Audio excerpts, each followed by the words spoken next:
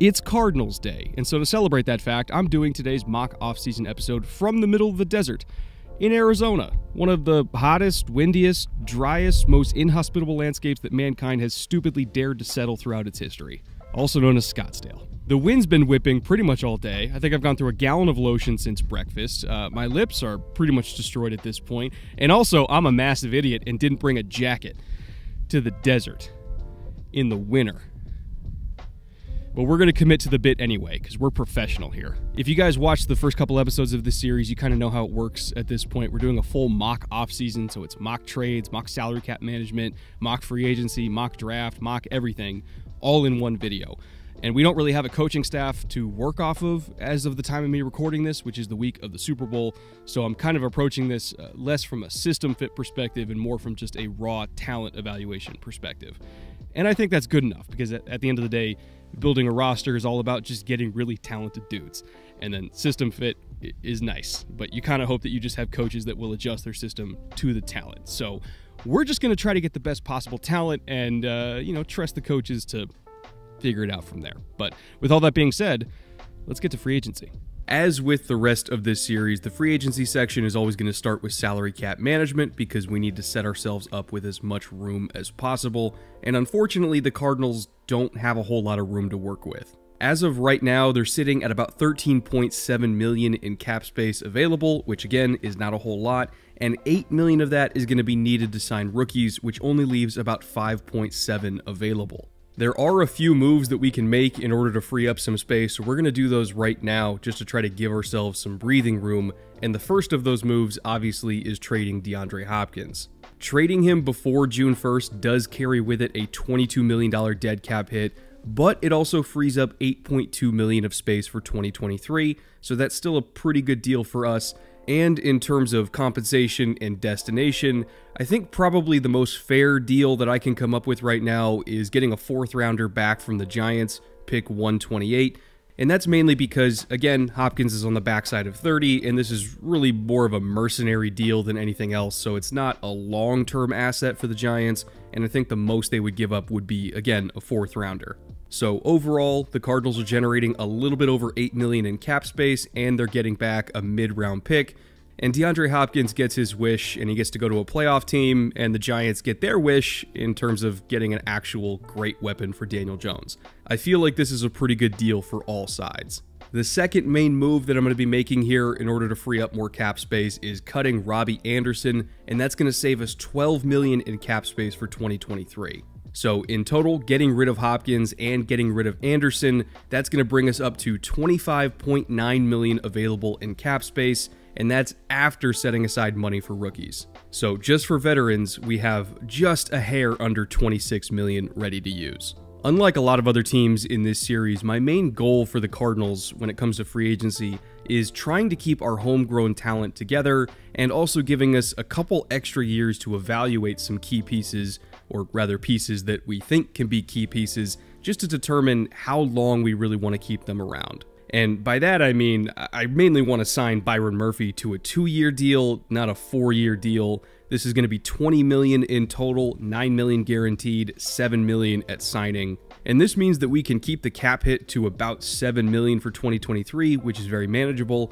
And if he plays well, obviously, we can extend him again, or, we get 2024 to determine if we want to extend him again. Or if he doesn't play well and he doesn't go back to being, in my opinion, a pretty solid nickel like he has been in the past, we can still cut him next year and the dead cap hit will only be about $4.5 million. So that's not really a whole lot of damage. And again, best case scenario is we can extend him and spread out his cap hit even more next year if he does bounce back. So it's a very flexible deal for a player that isn't explicitly bad and still might be pretty good, but we just need a little bit more time to evaluate. And that's going to leave us with $19 million left for this year. And I'm going to be using the bulk of that to extend somebody who I am pretty confident is going to be in the long-term plans for the Cardinals, and that's Zach Allen. We're going to be giving him a 3-year deal, $24 million in total, about $15 million in guarantees, $12 million guaranteed at signing. And the structure of this deal means that we're going to have a $6 million cap hit that will obviously expand in later years, but we're going to have more room down the line anyway, so that's not too bad. And just looking at what Allen brings to the table, I think he's a really fun, athletic interior pass rusher. You can play him at 4-eye, you can play him at 5 technique, you can give him some reps at 3 technique and a 4 down front if you really want to. I just think he's a really solid defensive line piece that can play multiple spots in multiple different styles of system, and he's not going to break the bank. Will he ever blow you away? Like, is he a superstar? No, but he's just a really good football player, and if you can stack affordable deals for really good football players at as many positions as possible, eventually you're going to have a really damn good football team. So these are the types of deals that, to me, build contending teams, and I would like to do as many of them as possible.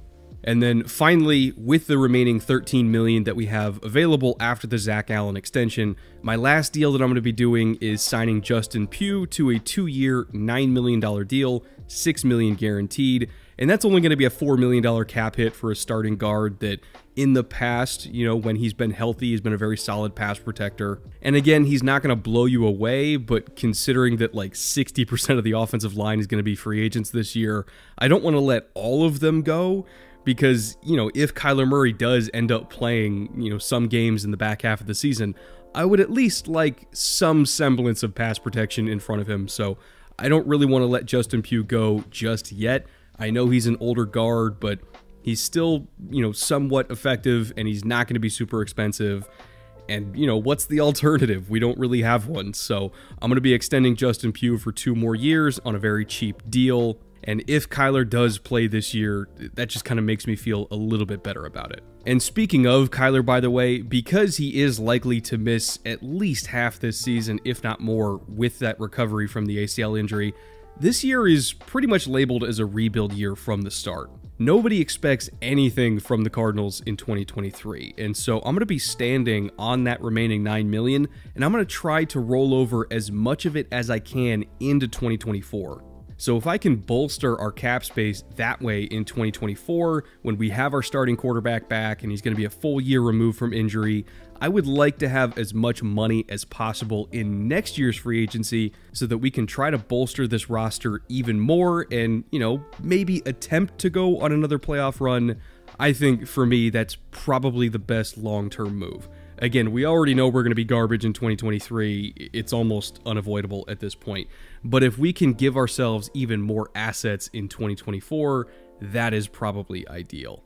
And with that, that will wrap up our salary cap management and trades and free agency portion of the offseason. We have a huge mock draft to still get to, but before I do that, I want to remind you that if you're in Phoenix and you're patiently waiting for Kevin Durant to get back on the court, keep an eye on SeatGeek for Suns tickets at the lowest possible prices. The Thunder are coming to town next week, and Giannis and the Bucks are coming shortly after that, so we might get to see KD against Giannis, which would be sick. There's also a boatload of spring training games going on right now for the MLB, so if you're planning on going down to Arizona for any of those, you can find all those tickets on SeatGeek, or even live events like concerts. Reminder, by the way, that Third Eye Blind is coming to Tucson in April, so you know you can't miss that because that show represents the heart and soul of an entire fucking generation, and if you're over the age of 30, you're obligated to go see it. But anyway, not to get sidetracked, I mean, really anything at all you can think of, you can find on SeatGeek, and not just for Phoenix, but for any market in America. So if you browse the event finder on SeatGeek and you find an event or a game you want to go to, use promo code Brett and that will give you $20 off your first order. Again, that is promo code Brett for a $20 discount on your first tickets that you buy on SeatGeek. Thank you again to SeatGeek for always being a very loyal supporter of this channel and of Third Eye Blind. We appreciate you all very much, and with that, let's get to this mock draft.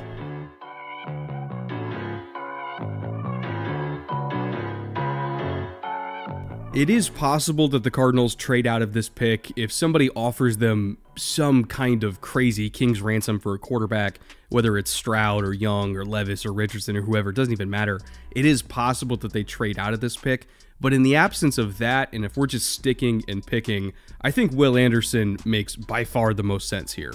Anderson is one of the better outside linebacker prospects that we've seen over the last 5 to 7 years, and his skill set is one that pretty easily translates to the NFL. He's not the biggest guy, he's not the longest guy, he's not the bendiest guy, but When you look at his first step and his power and his technical refinement, like he's got really, really good hands. He's got an arsenal of pass rush moves. His lateral agility is special. He's really well coached. He plays the run well. He's a great locker room guy. Again, he's not a perfect prospect. He is a little bit stiff in the hips, and he's not the biggest, longest guy in the world, but everything else is really, really special. I think he's going to win with that first step. He's going to win with that lateral agility. He's going to win with his technique. He's going to win with his power, and that's enough. You can still be a double-digit sack guy with all of that without being built like Myles Garrett, you know? Like, if it works for TJ Watt, I think it works for Will Anderson, and if I was going to compare Anderson to anybody coming out, it probably would be TJ Watt. They win in very similar ways, and to be honest, they're kind of built pretty similarly in terms of body type as well. So if we're getting a TJ Watt-ish type of player at 3rd overall, to me that is well worth it, and I think the Cardinals would consider themselves very, very lucky to land a player like that. From here, we're going to go all the way down to pick 34 at the top of the 2nd round, and hopefully get Kyler Murray some brand new help.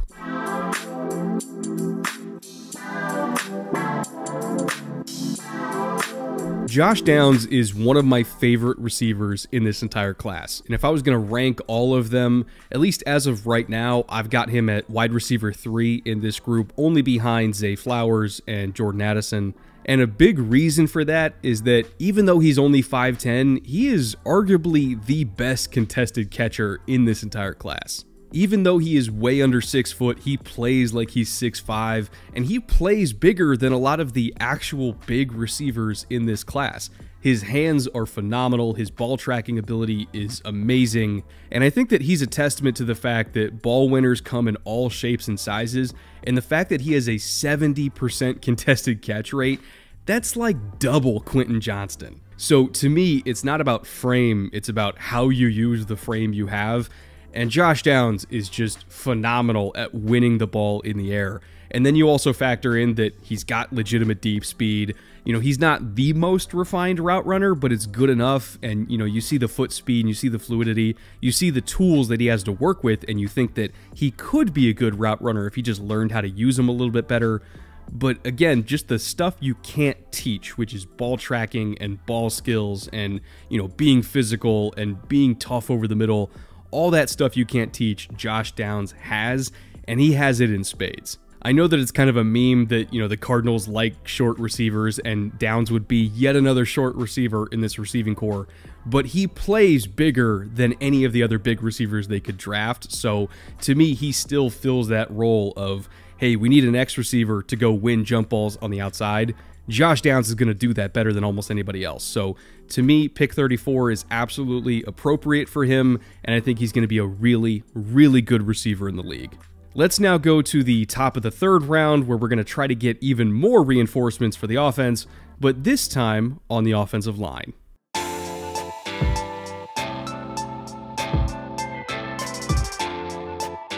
Like I mentioned earlier, a lot of this Cardinals offensive line are pending free agents, and they still need an injection of youth and talent anyway.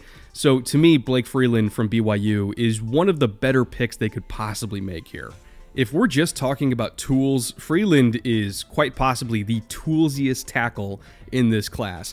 He's really tall, really long, I mean, just has length for days, but also really, really quick feet. I think he's a great athlete. And you might be wondering, okay, if somebody's really big and tall and long and has good feet, what are they even doing in the 3rd round anyway? And to put it diplomatically, he's not refined, like, at all. His technique is really bad. He doesn't really know what he's doing with his hands. His feet are all over the place. He plays with bad leverage. Like, he does get beat in pretty preventable ways because he is not a good technician right now at all. But that being said, if you have an offensive line coach that you believe in, that can take somebody with these kind of tools and teach them how to actually pass protect, he could be really, really good. So we're not drafting him for what he is right now. We're drafting him for what we think he can be. In college, you know, he didn't give up a whole lot of pressures because he could just overwhelm, you know, these future insurance salesmen with size and athleticism. But in the NFL, everybody's a good athlete, so he probably will get his ass kicked at first. But again, the tools you just can't teach, and he has more tools than maybe anybody else in this class. To me, that is a worthy gamble at the top of the 3rd round. I am putting a lot of my faith in my offensive line coach. But if it works, I mean, he could be another, Jordan Mailata, Brian O'Neill type that is super raw, but we can mold him and turn him into a Pro Bowl caliber tackle. That truly is what he could be. We're just believing in our coaches to get him there. Sticking in the 3rd round, but going all the way down to pick 96 now, I think it's time that we go back to bolstering the front 7.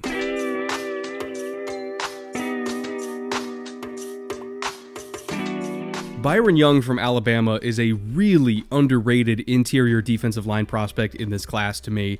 He's kind of been the forgotten man, even though he's an Alabama defensive lineman who played everything from 3 technique to 4-eye to 5 technique, and he did all of it really, really well. He's a very underrated athlete. I think he's a lot more explosive and a lot more fluid than he gets given credit for.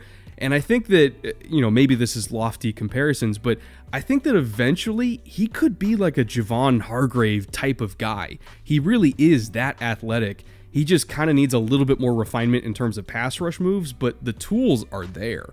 I think that keeping him with Will Anderson and, having them grow up in the NFL together after already playing together in college would be awesome for both of them. They play off of each other really well already, and I think that it would be a great way to kind of hit the ground running for both of their careers. Again, I just think that Byron Young is a super underrated prospect that can play multiple positions, and, kind of him and Zach Allen together playing that multi-role defensive lineman type, that can be anything from a 5 to a 4-eye to a 3. Byron Young could even play a little bit of 2-eye if you really want him to.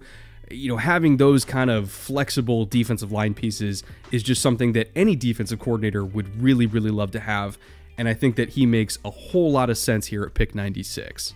Could Young go even higher than this in the real draft? I think it's possible, but again, just considering the position he plays, which is interior defensive line, that tends to go a little bit lower than a lot of other positions. So I think, late day 2 is probably the sweet spot for him, maybe early day 3 at the absolute latest. But he's a really good player, love watching him on tape, and I think his potential once he gets to the NFL is sky high.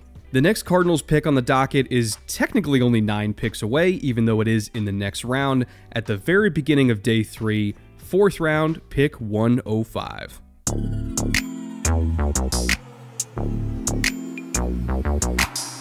Kei'Trel Clark is going to be a really sought-after DB, somewhere late day 2, early day 3 by pretty much every team in the league, because he can play one of, if not the most important position on any defense, and that is nickel. It used to be seen as kind of like a backhanded compliment when you would call a corner a nickel because you're implying that they can't survive outside, but truth be told, there's more outside corners that can't survive inside than there are inside corners that can't survive outside. Nickel is a way harder spot to play because not only are you covering all these receivers on two-way goes, but you got to do all the linebackery type stuff against the run as well. Nickels are always involved in the run fit. They got to be able to blitz. They got to be able to stack and shed. It's a really, really hard spot to play because you have to be able to tackle, and Kei'Trel Clark can actually tackle. He's really smart. He's really instinctive. He's a great hitter. And, oh, by the way, he can cover and press. He can cover and off. He can do all the, normal coverage stuff that you expect from a corner, but he can blow up screens, and he can blitz, and he can play the run. He's a really, really solid football player that I think any team would love to have. And, maybe I'm stretching it a little bit by saying he's going to be available at pick 105. It's technically possible, but considering his skill set and the value of a good nickel in the NFL, it's also possible that he just straight up won't be here. So I really wanted to talk about Kei'Trel Clark because I think he's a great fit for what Arizona needs from an inside corner that has outside flexibility. And I just kind of wanted to highlight him and bring him to your attention because Kei'Trel Clark, at least to me, is one of the most valuable DBs in this class. Now, we still have one more 4th round pick to use. If you'll recall, we got this all the way at the beginning of the episode when we traded away DeAndre Hopkins to the Giants. That is pick 128 to be exact, and we're going to use it to, once again, strengthen the offense.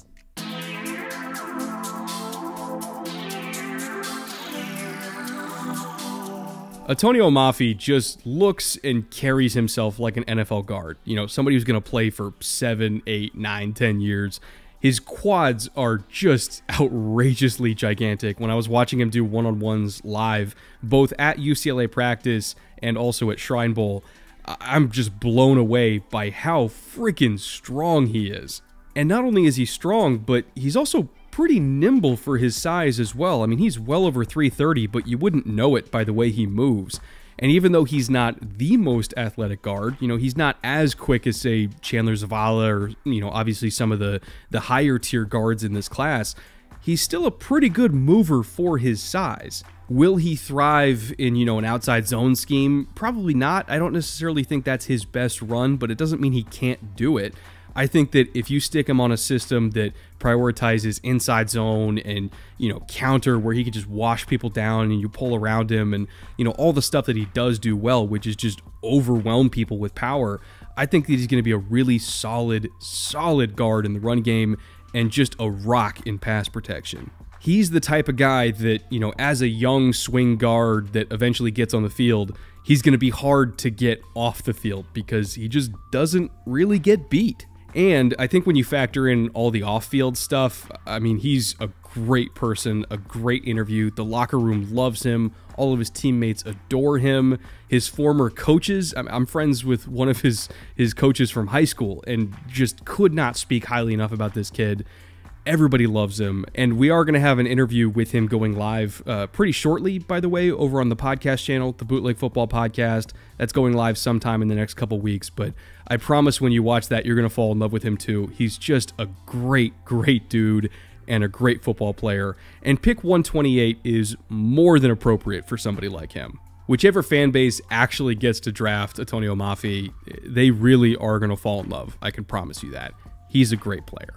Let's go down to the 5th round now at pick 169, and we're going to work the other side of the trenches and get ourselves a brand new nose tackle.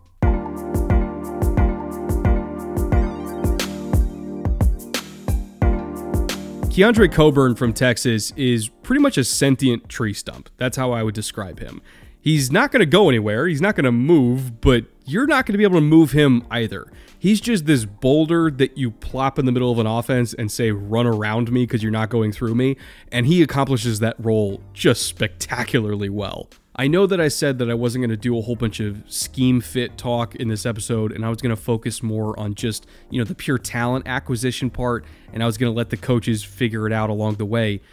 I'm kind of breaking my own rule here because when you look at where modern defenses are trending in terms of too high structures, a lot of match quarters, a lot of quarter half, a lot of cover two, especially with some segments of the NFL that love cover two, they're trying to play the run with lighter boxes, at least in terms of body count. And you can't do that unless you have a guy like Keondre Coburn that can try to even up the math for you. If you're trying to stop 6 blockers with 6 guys in the box, you need somebody who can dig in on a double team and make that guard stick on you for an extra half second so the linebacker can fill the lane cleanly. You need somebody that if he's given a one-on-one, he can stack and shed and make the play all by himself because the linebackers might get blocked. In modern defenses, everything is about the coverage first, and the coverage sets the front. It's not about packing the box and flying downhill and trying to get tackles for loss.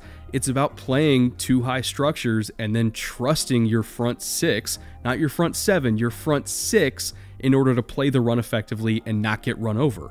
And so I think Keondre Coburn, even though, again, I have him going in the 5th round, is one of the more important picks in this draft class because he will allow them to do the types of things schematically that I think they're going to want to do. Nose tackle is an extremely underrated position, and it's never given the credit that I think it deserves because, quite frankly, most modern defenses would not function at all without a capable nose tackle. It's one of the more important positions along with nickel in a modern defense because so much stress is put on that position, and if you don't have a good one, you're kind of dead in the water. So to me, throwing a pick here at Keondre Coburn is absolutely prudent and very necessary, and he could end up being one of our best picks that we make today. We have 2 selections remaining in this mock draft. Both are going to be in the 6th round. So let's get to the first of those 6 rounders all the way down at pick 180.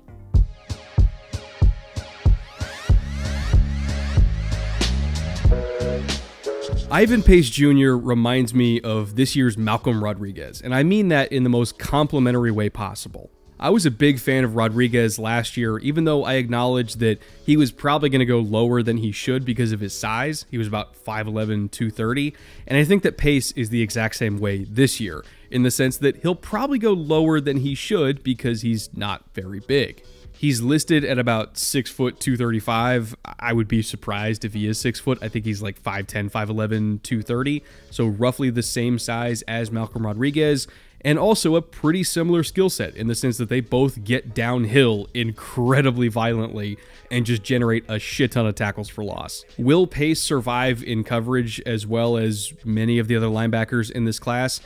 No, in my opinion, probably not, and it's going to be the same problem that Rodriguez has in the sense that, you know, Rodriguez is small and Pace is small, so big body tight ends would beat them up and taller receivers would just go over the top. And he's not like the most instinctive player in coverage. He's really more of a guy that you just line up and you say, Ivan, go forward and fucking kill somebody. And he can do that. Going forward, he can absolutely murder whatever is in front of him. He's a phenomenal pass rusher. He's great at getting downhill against the run. If he's just going forward all day, every day, he's going to be productive. It's all the going backwards stuff that worries me a little bit. All the coverage stuff. That part, he's not as good at. So if I'm just looking at him as like a pass rushing inside linebacker slash special teams demon, I think that he's a really good value here at pick 180, and he's probably going to be available around this range, again, because of that lack of size and because of his relatively narrow role. But just because he is available, again, still at pick 180, doesn't mean that he's not a good player. He is a very good football player. You just kind of have to deploy him in the right way. From here, we're going to finish off our Cardinals mock draft with one more pick on defense. This is going to be our second 6th rounder, selection number 213.